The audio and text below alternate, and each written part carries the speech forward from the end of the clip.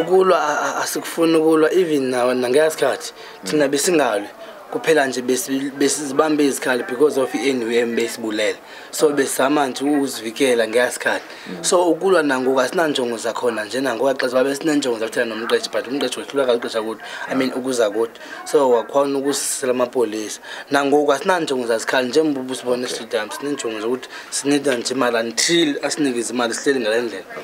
No, they're not willing to pick up arms. Even in the past, they pick up arms because NUM was attacking them. So, and then it was made worse by the police when the police were attacking them.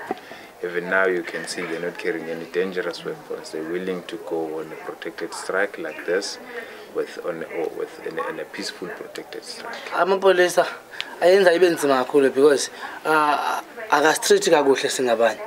Ngendlela enza ngayo adibana nabantu bahlukumeze so abantu bayabanjwa kwenzeka yonke into so aqhubeka nokuthi wona ayaprovoke nje abasebenzi but injongo zabo esibabona kakhulu into banayo bafuna ukuthi mabamoshe yize thina sibe nento esiyenzayo izihambe thatha certificate se strike kuthiwe simoshike injongo zabo nje lapho and siyayiqonda ba include umqeshi.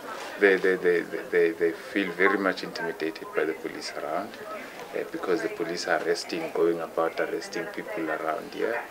And then the other factor is that the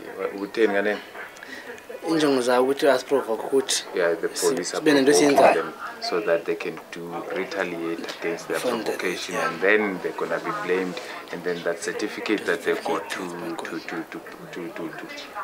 stay away from work is gonna be revoked, and then they'll be told you don't have any leg to stand on. I think that police who are here to ensure that we restore safety, security, order and peace can ever be a recipe for disaster for any citizen, including to arm themselves.